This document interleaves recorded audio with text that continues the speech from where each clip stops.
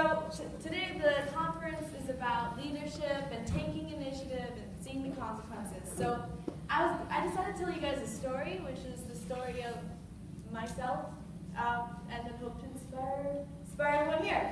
So, once upon a time, I was a small child. My name was Little Anne, and as a youngster, I had already taken an interest in science. I don't know why, but it probably has to do with the fact that our house is full of junk. So my father and mother have this unfortunate habit where they're like squirrels and they'll like harvest food or junk for the winter days or for that terrible day when all like the acorn trees just suddenly fall down and die. Do you guys parents do that, or they just like keep everything? They're like, oh, we can't throw that out. We might use that, right? Yeah. So I don't know why, it's just a thing. Maybe it has to do with their own beginnings and shortages in the countries they come from.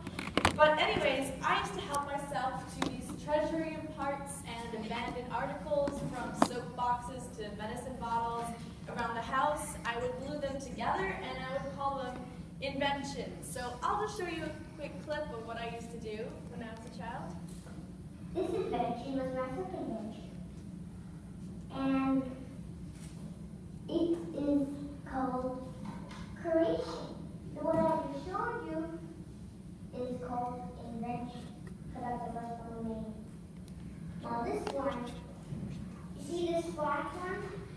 Is post so he can sit down on it, or I can sit down on him. Creation. But I don't sit very well because he can't break. You know, like this. You also got a leash, a longer leash, for like from the ground. And inside this is a hole. Now I can put something inside. One I put inside is my third invention, I think. I just call it for now and it's a tiny puppet. It's a bird. Okay, so you can see that none of my ideas actually worked, but the concept of taking simple resources around. Oh goodness. No. My second invention. 1 minute. And we're gonna skip ahead. There we go. Okay. So the concept of taking simple resources around me and creating something potentially better was always there. And I was always questioning like how things worked. And I found that science always would show me the answer. So like in physics class the other day, the teacher's like, oh, determine the real is, and I'll just be like, why? I won't let him finish the question. I'll just ask it. He gets really annoyed. Anyway, so my parents were very encouraging of my interest and allowed me to destroy their hoarded treasures. They also let me start participating in the local science fair. Me, at my prime, for sure. And since I was in grade 6, and my first science fair project was actually comparing two laundry detergents Tide in sunlight. But nevertheless, I was quite proud of it, and for the record, Tide does work better. I used to be called Harry Potter. I used to have rounder glasses as well, and it was an interesting experience when I was a child.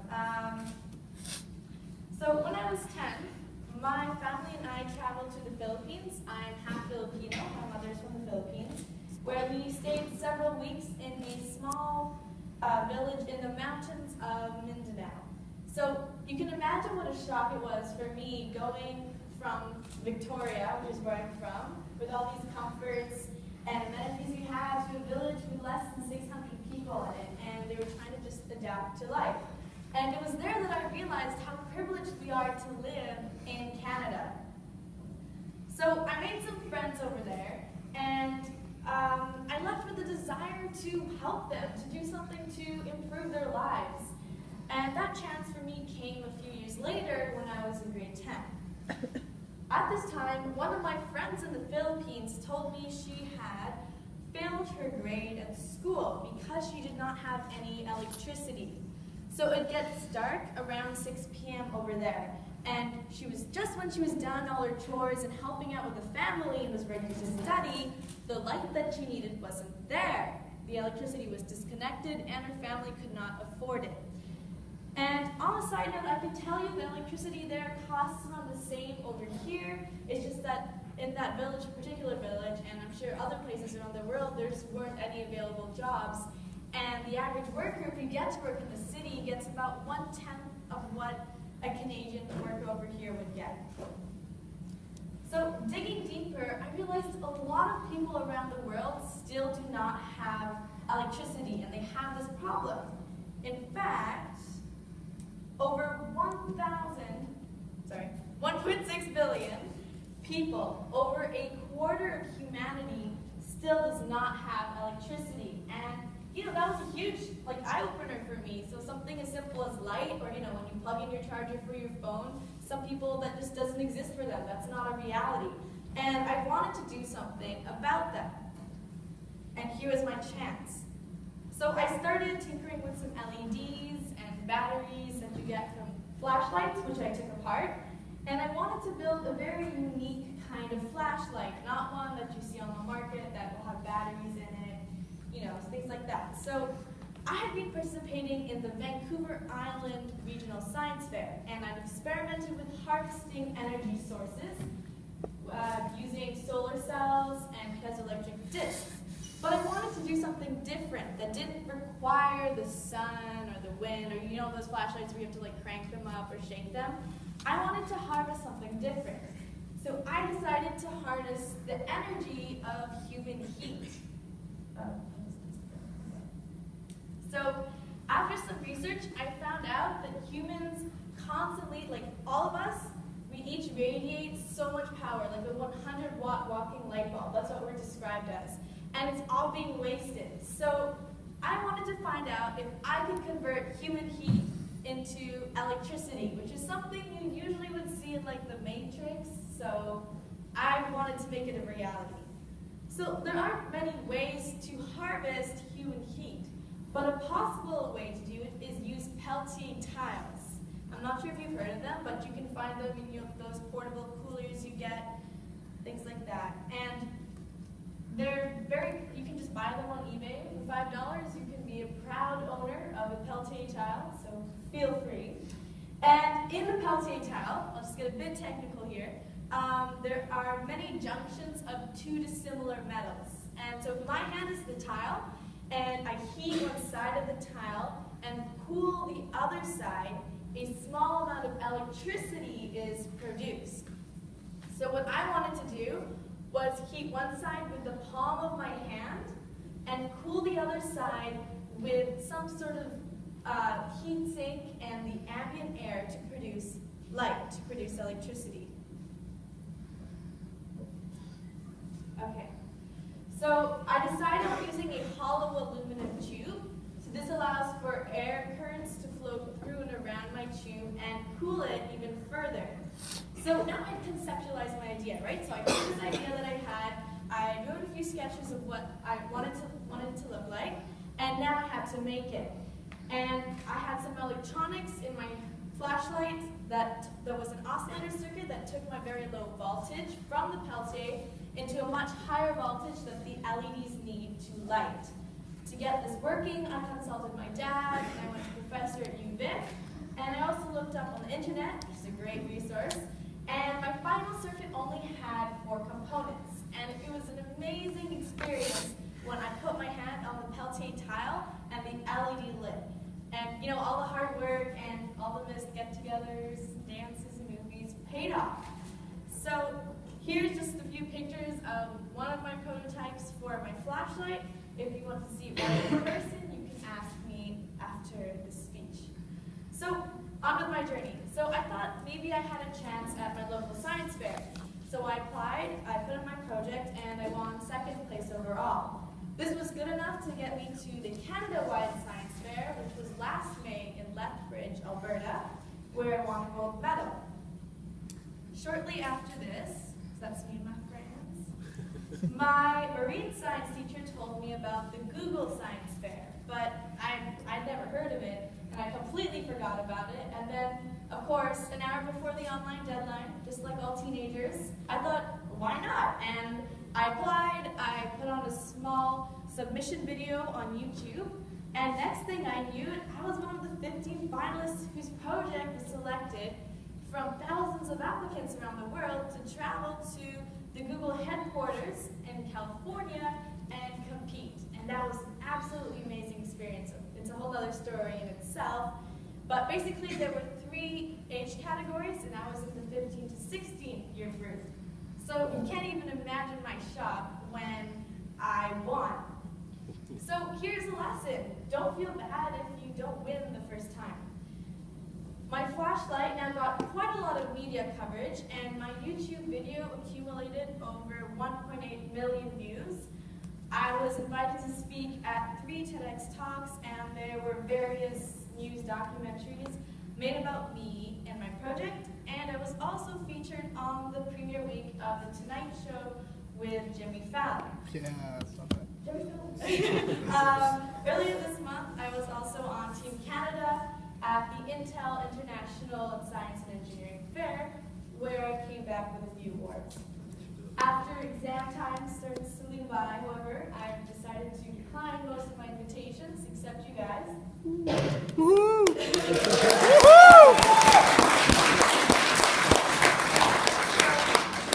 Overall, it's been quite a crazy ride over the past year, and I'm super excited for what's to come. I keep working on my flashlight's brightness and design, so hopefully it could be on the market one day. So I registered the designs with a patent office in Switzerland, and hopefully it will be legible and I can get a patent on it. Patent, sorry, it's a weird word. Anyways, I also want to start a company so I can start to manufacture and distribute a number of my flashlights in developing countries or in emergency situations for the people who really need it. However, I think the best thing I've been able to do so far is raise awareness on the fact that so many people around the world still do not have electricity, and the fact that no matter what age or position you start from, you can fix a problem. You as individuals can create a difference in other people's lives. I recently also started a website, inventions.com, where I try to answer questions related to thermal electricity, energy harvesting, or honestly anything you guys want to ask. So you're welcome to go and visit it, though it is exam time, so I'm falling behind in answering questions. And so, of course, I'm not some wise sage who's come speaking in front of you today, but I thought I'd give you a few tips for the next few years. I've learned a lot over the past year, and here are some of the fundamentals I personally try to stick with. So the first one is to take initiative. I know you've heard this so many times, but set yourself a goal. And your goals and aspirations will never come true if they don't exist, and if you don't set them at some point. So take some steps to make them happen. And for me, it was personally the realization that everything around us has been made by ordinary people. People just like you and me, maybe older, more experienced, but still people. So at this point, I knew I could do just as well. Or no, I can do better. Second, work and play hard. If you really enjoy what you're doing, it will not feel like work. You step up to challenges. Nothing feels as good as when you've defeated a problem, when you work together. It's all about the effort, and personally, I found that the first few steps are always tricky, and you're going to get discouraged, and you will need a slight push. But once you fully immerse yourself in your problem or the activities that you're interested in, you won't even notice time flying by. Number 3, networking. It is so important to create bonds with people around you and just be friendly to everyone you see. It really pays to be a pleasant person. And nobody's going to respond nicely to someone who's like, oh, I know everything. Yeah, listen to me. You have to share your ideas and bounce them off others, like to anyone who would like to listen. And in fact, if you don't know someone who you're sitting beside right now, please introduce yourself. But you all know each other. That's why they were silent, so got that. Yeah. Okay. So don't be shy. You shouldn't have any problem just walking into an office or a professor and asking him for advice, or a machine shop and asking for something to be made. We're teenagers, so we're allowed to do that. We are bold, so exploit that. Number 4, live simply. Get rid of half the stuff you have. Stuff from the past, things you own and lug around with you and you honestly do not need. If you have not not touch something for a couple of months,